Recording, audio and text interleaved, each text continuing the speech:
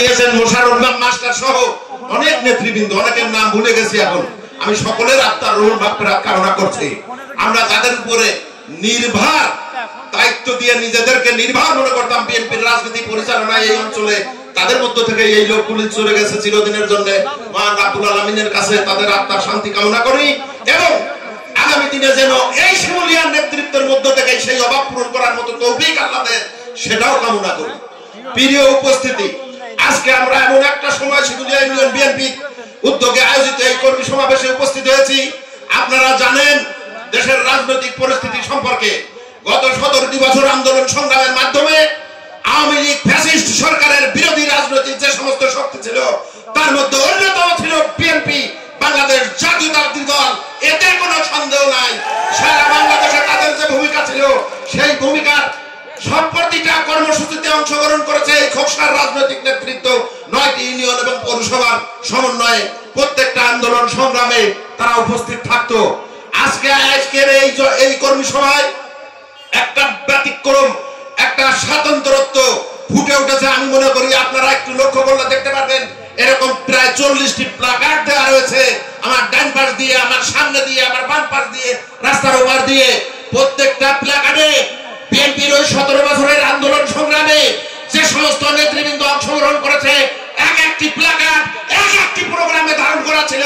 তাহলে আমরা এটা থেকেই প্রমাণ করতে পারি এই এলাকার মানুষ, এই শিমুলিয়া ইউনিয়নের মানুষ প্রত্যেকটা আন্দোলন সংগ্রামে শরীক হয়েছিল। প্রিয় উপস্থিতি, আজকে যারা এখানে উপস্থিত হয়েছেন তারা নিতান্তই আপনারা অত্যন্ত আপনজন আমাদের।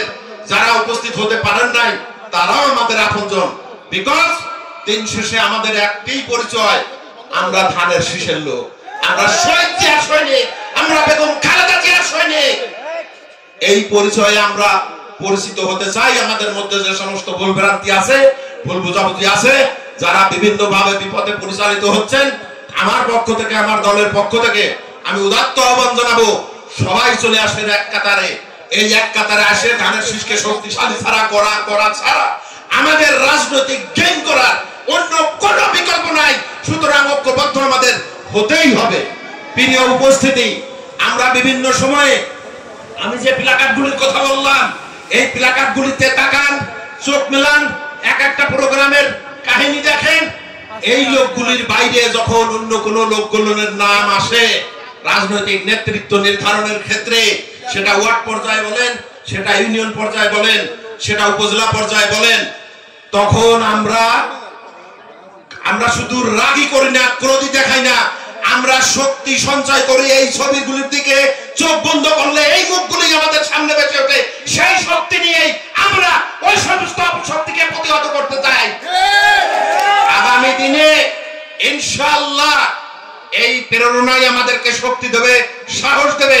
কোন পর্যায়ে দলের ওয়ার্ড বলেন, ইউনিয়ন বলেন, থানা বলেন, এই 5 তারিখের পরে আগত কোন নেতাকে নেতৃত্ব হিসেবে মেনে নেবে না খোকসা থানা বিএনপির একজন নেতা কর্মী।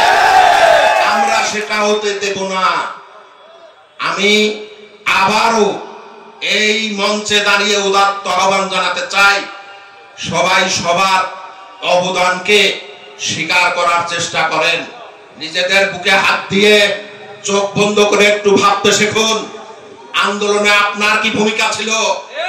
আন্দোলনে আপনি আজকে যাদের সাথে নিয়ে এই নেতৃত্বকে অবহেলা করতে চান তাদের কি ভূমিকা ছিল? অবশ্যই আমি বিশ্বাস করি যদি চোখ বন্ধ করে একবার একটু ভাবেন, এই ত্যাগী নেতা কর্মীদেরকে ভালোবাসা আপনাকে দিতে হবে। এই ত্যাগী নেতা কর্মীদের ভালোবাসার বাইরে আপনার আমার কারো কোনো ঠিকানা নাই, কারো কোনো জায়গা নাই। প্রিয় উপস্থিতি, আজকে দেশে যে রাজনীতি চলছে, জাতীয় পর্যায়ের রাজনীতিতে যে অপশক্তি ভর করছে, হাসিনার প্রেতাত্মারা এখনো এই দেশে বিরাজমান। আমরা দেখেছি বিভিন্ন সময় বিগত প্রায় 9-10 মাস হতে চললো, এই সময়ে বিভিন্ন লোকের স্বরূপ উন্মোচিত হতে চলেছে, যারা বৈষম্য বিরোধী আন্দোলনের দাবিদার হিসেবে নিজেদের কৃতিত্বকে ফুটিয়ে তুলে আর সকলকে অবজ্ঞা করতে চায়। তাদের বিগত দিনের রাজনৈতিক পরিচয় আমরা ইতিমধ্যে পেয়েছি। আপনারা অনেকেই ছাত্রলীগের কেডার ছিলেন, ছাত্রলীগের কর্মী ছিলেন। আপনাদের কথায় এই দেশের রাজনৈতিক পলিসি নির্ধারণ হতে পারে না। পিয়ার পদ্ধতিতে নির্বাচনের কথা কন কেন? পেয়ার পদ্ধতিতে নির্বাচনে আমরা রাজি হব একটা কথা। আইন করেন 40%-এর নিচে যে দল ভোট পাবে সেই শালার দল বাংলাদেশে বঙ্গোপসাগরে ফেলে দিয়ে আসবে। এই আইন করেন পেয়ার পদ্ধতিতে নির্বাচন 40% ভোট না বলে তার ভোট কাউন্ট হবে না। আশায় দেখি কার কত জনপ্রিয়তা। ওই সমস্ত ধানাই পানাই বাদ দেন, ওই সমস্ত ধানাই পানাই বাদ দেন। নেতা তারেক রহমান দেশে আসলে দেশের টিয়ালা পাল্টে যাবে 24 ঘন্টার মধ্যে। তারেক রহমানের ডাকে কোটি কোটি লোক স্বাধীন বাংলাদেশের প্রত্যন্ত অঞ্চলে রাস্তাঘাট ছেড়ে দেবে। আপনারা এই সমস্ত ষড়যন্ত্র থেকে নিজেদেরকে গুটিয়ে নেন, অনতি বিলম্বে জনগণের ভোটাধিকার প্রতিষ্ঠার সুযোগ দিয়ে জনগণের সরকার প্রতিষ্ঠার পক্ষে শামিল হন। আপনি টুপিওয়ালা হন, দাড়িওয়ালা হন, টুপিবিহীন হন, দাড়িবিহীন হন, বাম হন, ডানি হন, গণতান্ত্রিক প্রক্রিয়া ছাড়া আপনি কোন পক্ষে সমর্থন করে টিকে থাকতে পারবেন না, পারবেন না, পারবেন না ইনশাআল্লাহ। 2008 সালের নির্বাচনের কথা একটু মনে পড়ে গেল। ওই শালাটার নাম ছিল কি? Chief engineer, chief commissioner, chief election commissioner Shamsul হুদা।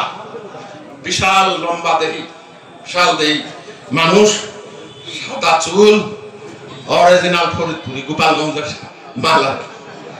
এর ভাবভঙ্গি দেখলি মনে হচ্ছে কি রে শালা গ্রেট সোর। ওই নির্বাচনে 100 থেকে 105% ভোট পোল করেছে বিভিন্ন জায়গায়। আমাদের নেতাকেও হারিয়েছে ষড়যন্ত্র করে। আমরা তোমার নাগাল পাই নাই, আল্লাহ তোমার তুলে নিয়ে গেছে, আল্লাহ তোমার বিচার করবে। কিন্তু আর যে কয়জন আসো, একজনের জুতার মালা পরানো হয়েছে, বাড়িও দেওয়া হয়েছে। আবার এক শ্রেণীর সুশীল এইটা নিয়ে ব্যাখ্যা দিয়ে বেড়াচ্ছে, মব সৃষ্টি হচ্ছে। আর এক বেটা মব সৃষ্টি হচ্ছে, উনি যখন মস্করা করলো 18 কোটি জনতার সাথে ভোট নিয়ে, 18 কোটি জনতা যেদিন তাকে আহ্বান রেখেছিল আপনি ওই ক্ষমতা ছেড়ে দিয়ে জনতার কাতারে চলে আসেন, এই নির্বাচনকে দেশের মানুষ বয়কট করে, এই দেশে এই নির্বাচনকে দেশের মানুষ সমর্থন করে না, আপনি সেই আহ্বানকে উপেক্ষা করে আপনি হাসিনার ভোট কেটে প্রধানমন্ত্রী বানায় দিলেন, সরকার গঠন করার সুযোগ দিলেন। আর আপনাকে জুতা মারবে না তো কি মারবে? এরপরে সিরা চান্ড দিয়ে মারা হবে, সিরা জুতা দিয়ে মারা হবে এদেরকে। প্রিয় উপস্থিতি, আমি আপনাদের সামনে কয়েকটি কথা বলে বিদায় নেব, যেহেতু সময় অত্যন্ত সংকীর্ণ। এইখানে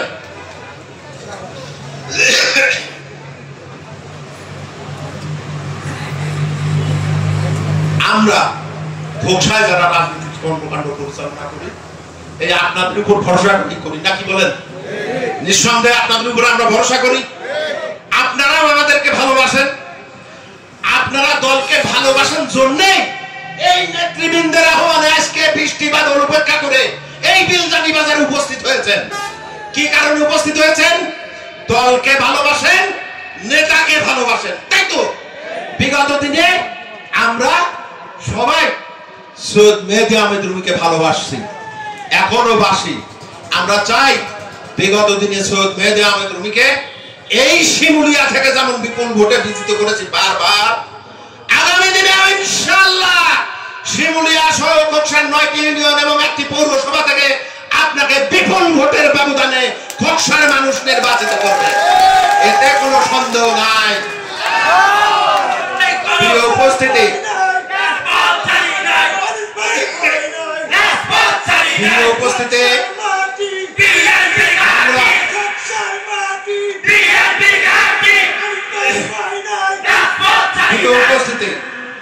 আমরা গত 19 খোকসা বিলজানি থেকে মোহাম্মদ হাফিজুল ইসলাম বকুল, বিটিভি নিউজ, খোকসা, কুষ্টিয়া।